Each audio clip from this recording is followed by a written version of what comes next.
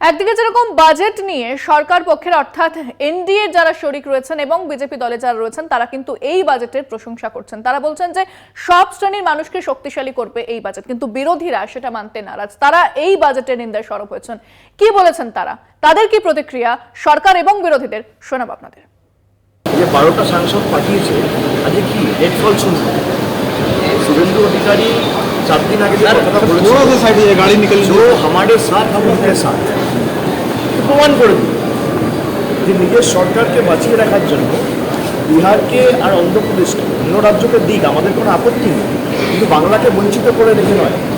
যে বাংলা স্বাধীনতা সংগ্রাম থেকে শুরু করে নবজাগরণের আন্দোলনকে পথ দেখিয়েছিল, দিশা দেখিয়েছিল সমস্ত দেশকে, সেই বাংলাকে তারা বঞ্চিত করে রাখছে। বাংলার মানুষ আবার জবাব इस बजट में नए जो कर्म संस्थान जिसे बोलते हैं अर्थात जॉब जनरेशन, जॉब क्रिएशन के ऊपर सबसे ज्यादा जोर दिया गया और जिस तरीके से भारत के पूर्व हिस्से के ऊपर डेवलपमेंट के लिए सरकार ने अलग से प्लानिंग की है, अलग से फंड की व्यवस्था की है और उसके साथ साथ आगे जो समय आने वाला है जिसके लिए कृषि क्षेत्र में किसानों के समृद्धि के लिए सरकार ने अलग से फंड और बहुत बड़ा फंड क्रिएट किया।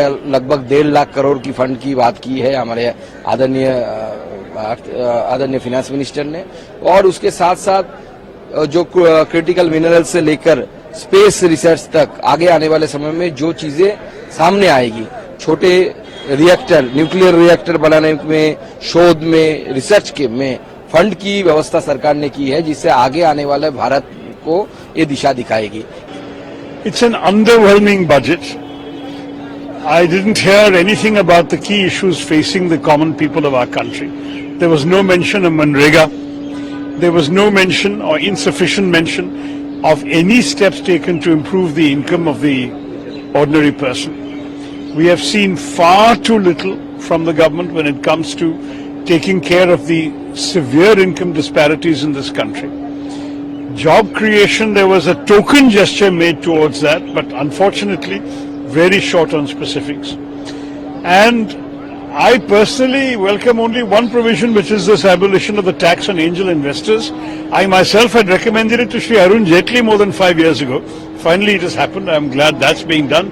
We must have more investment coming in to generate more jobs. अब मान लीजिए सरकार बचानी है तो अच्छी बात है कि बिहार को, आंध्र प्रदेश को कुछ विशेष पैकेज या विशेष योजनाओं से जोड़ा गया है, लेकिन उत्तर प्रदेश जैसा प्रदेश जो प्रधानमंत्री देता है, क्या वहाँ के किसान के लिए कुछ बड़े फैसले हैं? किसान की फसल की पैदावार, उसकी कीमत के लिए क्या कोई इंतजाम है? कहने को तो याद होगा आप सबको कि पिछली बार कहा था कि मंडी और एग्रीकल्चर इंफ्रास्ट्रक्चर के लिए स्ट्रेंथन करने के लिए लाखों करोड़ रुपए हैं। अगर वो इंफ्रास्ट्रक्चर स्ट्रेंथन हुआ था तो इसका मतलब किसान की आय दोगुनी होनी चाहिए या किसान की आय बढ़नी चाहिए थी, वो तो नहीं बढ़ी। तक किसान और नौजवानों के पक्की नौकरी का इंतजाम नहीं होगा तब तक कोई बड़ा लाभ नहीं पहुंचेगा जनता।